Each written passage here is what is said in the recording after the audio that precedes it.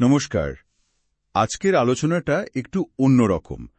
আমরা একটা নির্দিষ্ট ইউটিউব ভিডিও নিয়ে কথা বলবো। হ্যাঁ, ভিডিওটা বেশ আলোড়ন ফেলেছে দেখলাম।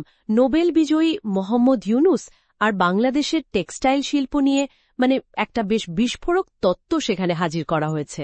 ঠিক, সেখানে মূল প্রশ্নটা তোলা হয়েছে যে ডক্টর ইউনুস কি এমন কোনো শক্তির হয়ে কাজ করছেন, যারা বাংলাদেশের অর্থনীতির, বিশেষ করে টেক্সটাইল খাতের ক্ষতি করে ভারতের সুবিধা করে দিতে চায়?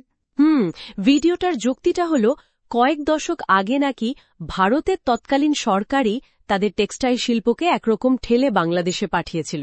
আচ্ছা। কিন্তু এখন ভিডিও নির্মাতাদের মতে পরিস্থিতি পুরো উল্টে যাচ্ছে। তারা বলছে ডক্টর ইউনুসের সময়ে বিভিন্ন ঘটনার মাধ্যমে, যেমন ধরুন শ্রমিক অসন্তোষ বা নীতি পরিবর্তন, কারখানা বন্ধ, এইসব আর কি, যেটাকে তারা নীরব অন্তর্ঘাত বলছে। হ্যাঁ, এক্স্যাক্টলি। এই অন্তর্ঘাতের মাধ্যমেই নাকি শিল্পটা আবার ভারতে ফিরে যাচ্ছে। বিষয়টা আসলেই গুরুত্বপূর্ণ, কারণ এই তৈরি পোশাক বা আরএমজি খাত বাংলাদেশের অর্থনীতির একেবারে যাকে বলে মেরুদণ্ড। অবশ্যই। ভিডিওর তথ্য অনুযায়ী দেশের মোট রপ্তানি আয়ের প্রায় ৮০% আসে এখান থেকে, বছরে প্রায় ৩২ থেকে ৩৫ বিলিয়ন ডলার। আর লক্ষ লক্ষ মানুষের কর্মসংস্থান তো আছেই। একদম। কিন্তু ভিডিওটা বলছে এই এত গুরুত্বপূর্ণ খাতটা এখন বিশাল সংকটে। অনেক কারখানা বন্ধ হয়ে যাচ্ছে, উৎপাদন কমে গেছে, শ্রমিক ছাঁটাই হচ্ছে। বেশ খারাপ অবস্থা আর কি।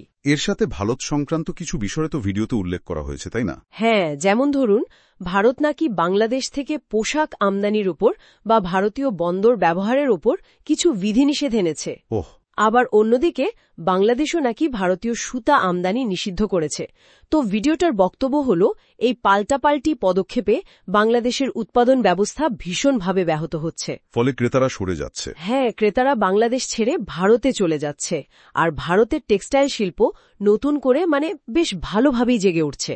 এখানেই তো ভিডিওটার সেই মূল প্রশ্নটা আসছে, কেন একজন রাষ্ট্রপ্রধান, যিনি এখন সরকার প্রধানের দায়িত্বে, তিনি নিজের দেশের সবচেয়ে বড় অর্থনৈতিক শক্তিকে এভাবে শেষ হতে দেবেন?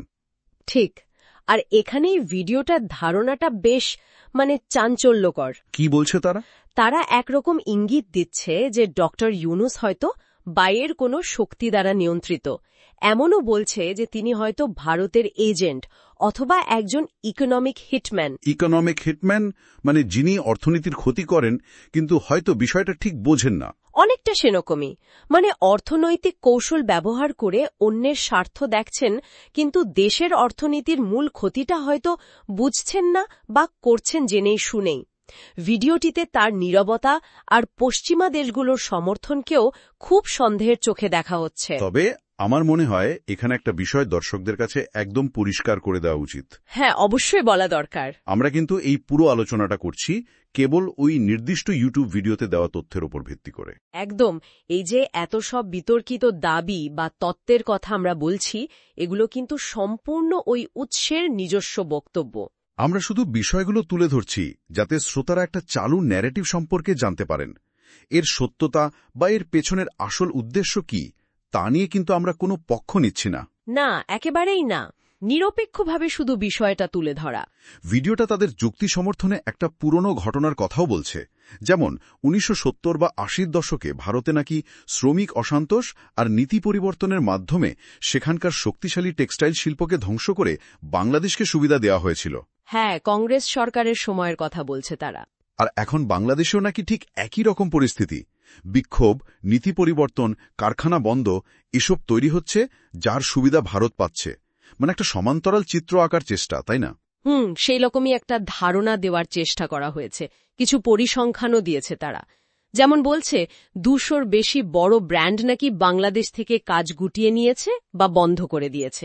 বলেন কি, ২০০-র বেশি? হ্যাঁ, তাদের দাবি ওলুই।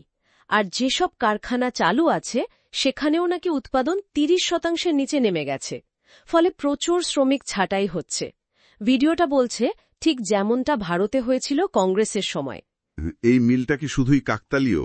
ভিডিওটা এই প্রশ্নই তুলছে। আর বাণিজ্য নিয়ে যা বলছিলেন, ভারত একদিকে আমদানি বা বন্দর ব্যবহারে বাধা দিচ্ছে, আবার বাংলাদেশ সুতা আমদানি বন্ধ করেছে। হ্যাঁ, এই দুয়ে মিলে আন্তর্জাতিক ক্রেতারা, বিশেষ করে যারা সময় মতো ডেলিভারি চায়, যেমন ফ্যাশন ইন্ডাস্ট্রি, তারা নাকি বাংলাদেশ থেকে মুখ ফিরিয়ে ভারতে ঝুঁকছে।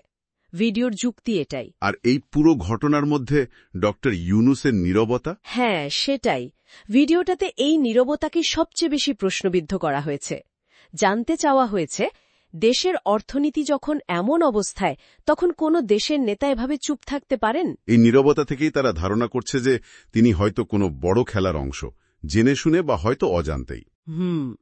ভিডিওটা সেদিকেই ইঙ্গিত করছে। তাদের মূল বক্তব্যটা তাহলে দাঁড়াচ্ছে যে বাংলাদেশের টেক্সটাইল শিল্পের এই সংকট আর একই সময়ে ভারতের উত্থান, এটা একটা সাজানো ভূ-রাজনৈতিক খেলা হতে পারে, যাকে তারা বলছে অর্থনৈতিক যুদ্ধ বা নীরব অন্তর্ঘাত। আর ডক্টর ইউনূস এই প্রক্রিয়ায় একটা গুরুত্বপূর্ণ ভূমিকা রাখছেন, জ্ঞাত বা অজ্ঞাতসারে। একদম।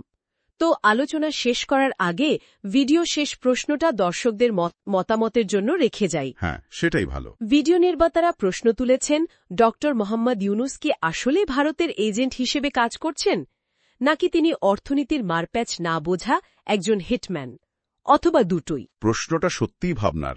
এই প্রশ্নটাই ভিডিও নির্মাতারা বাংলাদেশ এবং বিশ্বের সকল শ্রোতার বিবেচনার জন্য খোলা রেখেছেন। দেখা যাক, সময় হয়তো এর উত্তর দেবে।